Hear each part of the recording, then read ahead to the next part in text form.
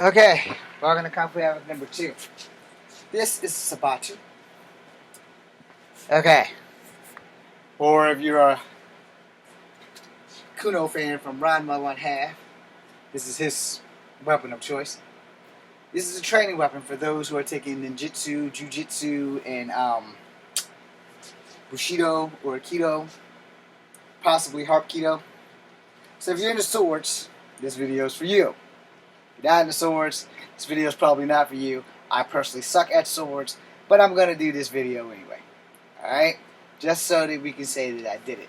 And in this video, I'm going to do another video after this about using the bound hand technique. Because, I'm really good with my hands tied for some odd ass reason. So, the thing about this is that it doesn't really matter what your dominant hand is, because the excellence of teaching, they're going to teach you how to swing with both hands to make you a proficient fighting machine. Now, full disclosure, alright, from me to you, in all honesty, I'm going to tell you the truth. Any day that you take a weapon to a fight could be your last day, alright? Because, as I've said before, I'll say it again, if you're going against someone who's more experienced, who knows what they're doing, they are going to take that weapon from you, and they are going to use it on you with cold, honest prejudice. They are not going to show you mercy. They are not going to give a damn. Even if it's in a sporting environment, like if you're fighting someone and you're doing aikido and you're using the shiites or the kimho sticks and stuff, if they know what they're doing, they're going to beat you to the punch every time. Alright? I've learned this while doing my lightsaber training, because I'm not a swords person. I'm a good fighter, but that does not mean that I can't get my ass kicked by using a weapon that I am not good with. And a weapon that you are not good with is not a weapon at all. It is an advantage that people can take from you and use on you. Which is why I strongly suggest that if you're going to bring a weapon to a fight, remember that there are consequences with actions, and that if you don't know what you're doing, if you're not good at defending, or parrying, or whatever the hell you call that shit to block shit away from you, you're probably going to get fucked up. Sorry. I'm going to be honest. Most people aren't going to be honest when they're teaching you shit. But I'm going to be honest. If you're not good at blocking with either hand, boom, boom, or boom, boom, you're probably going to get fucked up. And worse than that, you're probably going to get fucked up with your own weapon. So don't take weapons to a fight, because you don't know who you're fighting until the first punch or the first swing of a weapon is done. And I tell you this from experience is because I've never taken a weapon to a fight. Anytime that I have to get a weapon, we're done fighting. I'm going to slaughter your shit. That's it. Because if I can't beat you, I'm going to have to kill you. Because if I don't kill you, you're not going to leave me the hell alone. And that's pretty much the gist of why you don't bring weapons to a fight. If you're not going to use the weapon, then you don't need the weapon. If you're training, or if you're in like a sports competition where a weapon is required, that's a whole different level of some shit that I ain't done. Alright? When I train with weapons, I don't train with people. Alright? I train by myself. You've seen my videos. I don't train with people because I'm a horrible sport. And if you're hitting me accidentally, it's one thing. But you can tell the difference between someone who's accidentally hitting you and purposefully hitting you. And every time they hit you, if they're trying to teach you something, that's fine. But if they're hitting you and adding pepper to it, like they're adding a little bit more power every time they hit you, you have a problem. See, I have a problem with that. So, before I go into weapons demos in this short-ass area, here's a quick story. Down in Smithfield, I had a friend, and our neighbor wanted to do boxing. As I told you this before, I'll tell you this again. I am a horrible ass boxing. Boxing and street fighting are not the same. In street fighting, I can use my hands and my feet. In boxing, I can only use my hands. Which, sadly, I am way better. God damn it. That's not supposed to happen. It's supposed to be a wave. I'll figure it out later. Anyway, I'm way better with my feet than I am with my hands. Alright? Period. I didn't really know that until I got into this little boxing thing where the guy was pretty much whooping my ass. And the thing was, the rules was really set in stone. Do not hit me as hard as you can, and I won't hit you as hard as I can. Now, the kid was good. He was real good. So every time I hit him with one piece, he hit me with 3. If I hit him with 2, he hit me with 3 again. Now, he had some boxing training, clearly. I've never had boxing training until that day. But what I had was a little bit of too much attitude. And my dad set me straight, because what I'm about to tell you is all true and it's all my fault. 1, I fucked up. I knew I didn't know how to box, so I shouldn't even have set myself up for that. That's on me. But what I did know is that I know how to fight. I also know that I'm tough as fucking rocks. So if I get hit 1 too many times, too much pain, I'm just going to reach fuck it. Which is what happened. And I mean, he was trying to knock me out. And he just couldn't do it. And he was bigger than me. So he was way bigger than me. And he was way built bigger than me. But he couldn't knock my little ass out. Which was pissing him off because I'm tough as rocks. But every time he throw a punch, I throw a punch. My punches barely landed. His punches always landed. And every time he landed, each punch hit harder than the punch before that. And I'd stop him and say, hey, look, man, you got to pull them punches, dude. Got to pull them punches. I'm pulling my punches. I was like, all right, you hit me hard 1 more time, and watch what the fuck happens to you. By the time we got to the 2nd round, I was already past fuck it. So he hit me like with a 3-piece. And I mean, he checked my chin with a 3-piece. It's like, bip, bip, bip. And my ass, and I said, if you don't start pulling them punches, I'm gonna fuck you up. Then he hit me square in the nose, and my eyes began to water. Then he hit me again. And then he hit me again. He would never hit me in the body. He just kept hitting me in the face. And I reached fuck it again. And we didn't have our hands taped, but the gloves was tied on pretty tight. Not for me. Them gloves came off. And had my dad not called my name, he would have been a dead man. Because I wasn't going to be using my hands no more. I was going to straight start using Kung Fu, and I was going to try to beat this motherfucker to death. I.e., therefore, don't take a weapon to a fight. Also, don't get involved in a fight that you have no dog in. You know, if you've never been in a boxing match, or you haven't had boxing training, don't box a boxer. It's not a good idea. Which is the moral of the story.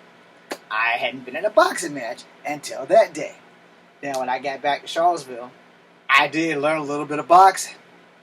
But the problem was, that was like my last summer with my dad. I was never going back to Smithville because my dad was moving and I didn't know. That was also when we moved over here and I didn't know. I was having a hell of a time that year. Anyway, so when my dad called me, my dad came over there, well, I came over to him rather, because he was working on a car, and he said, Jimmy, did you volunteer to fight this boy? And I said, yeah. He said, and what did you learn? I said, I learned that he doesn't know how to pull his punches, and I'm about to beat the shit out of him. And my dad said, no, you're not going to beat the shit out of him because you volunteered to fight him. You told him the rules. He didn't follow the rules. Why did you sit there and continue to fight? Why didn't you just walk away? I said, because I don't quit and shit. It's like, but you flipped out, and you was about to hurt that boy. I said, oh, I wasn't going to hurt him. I'm going to kill him. So then my dad sat me up and sent me into the house and told me don't come the fuck back outside. I also threatened that guy for the rest of the fucking summer. And I told him if I ever saw him again, I would beat the shit out of him just so he'll know how it feels to get hit hard by something that you can't control. Like my foot to his face. My dad made sure that I didn't get to touch the boy. You know. But at that same time, you know, that shit wasn't right. He was doing me wrong, and that's it. Now, why did I bring that up? He took my weapons away from me because we were boxing. I took my weapons away from me because I was fucking stupid. So you go into a fight with this weapon right here. You had no training. Beginner's luck is a thing. But you can't rely on beginner's luck every fucking time you get into a fight. So that's what you need to understand. This shit here, this is a tool. Tools break. Tools can be taken from you and used against you. So if I'm fighting in a Aikido master, yes, I've taken a little bit of Aikido, and when you get to the level where you start doing weapons, you know the kendo sticks, also part of Aikido. When you get to the part where you start doing weapons, and you start doing this kind of shit, and you're going against somebody who's better, they're going to let you know it. How they let you know it is the point of this. If they're going, like every fucking time, they're hitting you with everything that they can, because you don't know how to block, or parry, or you don't know how to get the hell out of the way. And your weapon skills aren't like up to par. This is to block a thrust, alright? So if you're thrusting at me and I block this way or I block this way, I'm good to go. Now, you can be thrusting and I can block this way or I can block this way. The problem with that is, if I'm not good enough to stop that thrust, you got me. And the same thing as fencing. I'm not a fencer. And it's basically the same damn thing. You're not going to do this during a keto match. It serves no purpose. The only purpose that it serves is that you can work your wrists. You don't have carpal tunnel syndrome. Your adult material hand is going to still work. Alright? Now here, these are also blocks, technically. But I'm going to be honest with you, because when they teach you, you're slicing and you're blocking. You're slicing and blocking, slicing and blocking. And you're switching. And then you're slicing and blocking, slicing and blocking. To me, it serves no purpose. Not useless, not useful. Serves no purpose. Block, block, block, block. Step forward, strike and block. So basically, you're striking. I've blocked, I've pushed off, and I'm slicing. Alright, looks better with two people.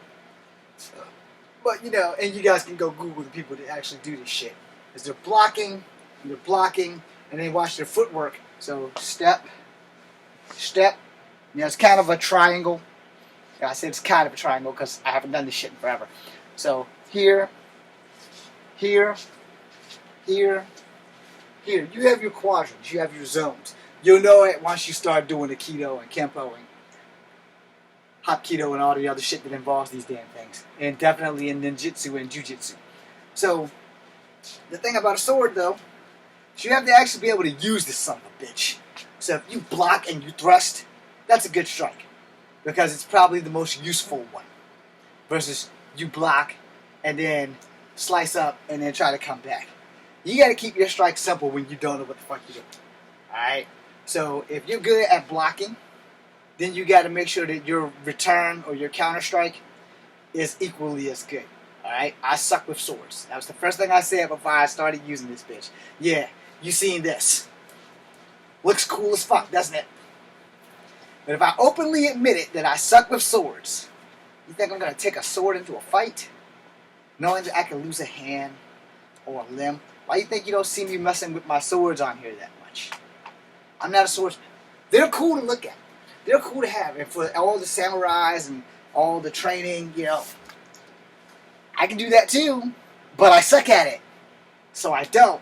I prefer wooden weapons because I got a very better chance of not losing a hand. I can train with this thing all day long. And then when I put a real sword in my hand, you can tell the difference. Alright? When I mess with my katana, I train with that shit just to say I can do it. That's it. If I would ever take my katana into a fight, I probably wouldn't come home. Alright? Let's keep it real. I probably wouldn't come home. Yeah, just because I can do this doesn't mean I'm good with that sword. Just because I can do this, or do it on the other side, this, or this. As you notice, when I did it with my right hand, I had my left guard up Wing Chun style. When I did it with my left hand, I just barely did anything. You understand that a weapon is a dangerous thing and that it can be taken from you and used against you. So let's say, for instance, I swing here, you duck, and I don't return. I just swing here, I'm gutted. Alright? It's not worth it. But if we get into a fight, and we're equally matched, okay, you strike, block. You strike, block. I strike, you block. Then it's a fair game. But in real fights, fights are not fair. They are not fair. And these things happen, and things can go wrong, incredibly wrong. So, you're going to practice. Y'all are waiting for kicks, aren't you? Yeah, I know you are. We're going to get there. But if you're practicing, this is it. It's simple. It's playful. It's not really going to be practical in a fight. Then you're going to practice here, here, here, here now. You're going to step back and you're going to practice thrust, thrust, thrust, thrust, other side, thrust, thrust, thrust, block, block, block, block, block. Then you gotta do it up here. See if I can remember what I just did. Thrust, thrust, block, block, block, block, block, block. Now when you're doing it with somebody, it looks a hell of a lot better than this crap you're seeing right now. Now we're going to work on kicks. Okay, but before we get there, let me explain something to you. This based in reality. Alright? Not based in the movies, but based in reality. I want you to think about this shit, because you don't have to believe me. I can't make you believe me, and I'm not going to pay you to believe me. But I'm going to tell you something that's funny. If I have a sword, it's going to be very few reasons on why I'm going to need to kick you outside of thrusting my weapon into you and getting it stuck there. Where I have to push my foot against your body to get it off. I'm not going to have a katana and swing and kick and then this because I have a katana. If you miss, like say I swung and you swung, and I go low and yours just goes high, but I'm closer in striking distance and I have range, so my shit cuts all the way across your armor. And let's say my shit is the sharpest damn sword that you can make, and it cuts through your armor. What the fuck do I need a kick for? I just cut through your armor. Now I'm gonna cut through your fucking arm because I'm still swinging. Swing. I return it. I'm coming right back on that same straight axis, right across my shoulder level, because I'm short and you're about my height. So when I cut your shoulder here and I cut across here and then I cut back, I'm making damn sure that I'm going that same axis because I found your blind spot. Especially if you went and you missed and I got in close and I did that. Well, let's just say we're doing the samurai thing. Okay? Now, those actually happened. But because we didn't see them, we touch on. Most of the people in Japan have seen it because they documented it, I'm sure. But how else did you get legends and shit in books? You know, Japan was a very brutal country when it came to the year of the samurai, or the age of the samurai. So you have to be aware of the shit like that. Same thing with rural China. When they were going around with butterfly sabers and butterfly daggers and butterfly fucking saber swords and all that shit, and the Kwando and all that. These people were not playing with plastic swords, alright? They were literally doing this shit. You know, so when you practice, you know, and you're doing your samurai draw, you know, that shit's based in fact.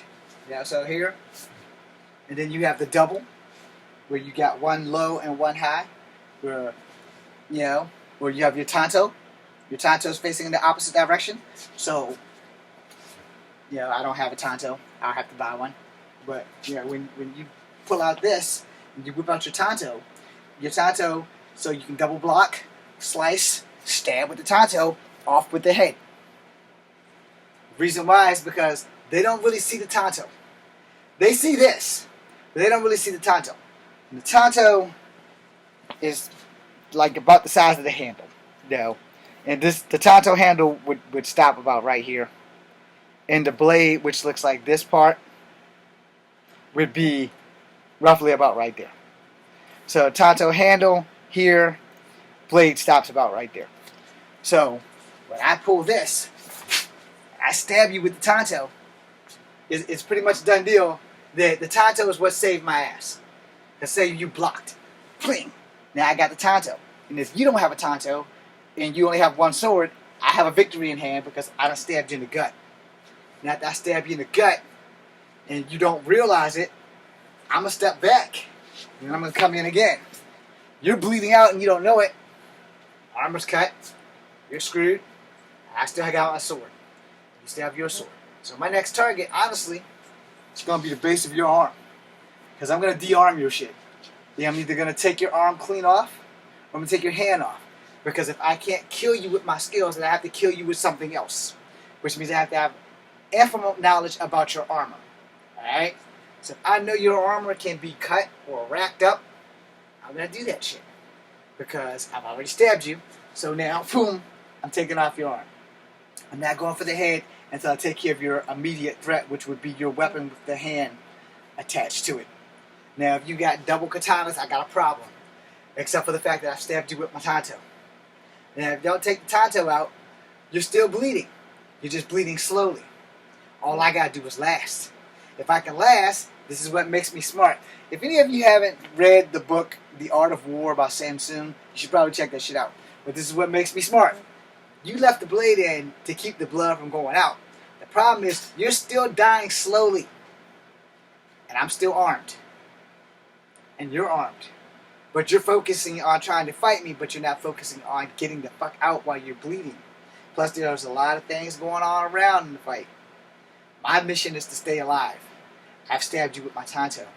Block, block, thrust. You don't get out of the way, I just broke through your armor again. See what I'm saying? So, what have you learned?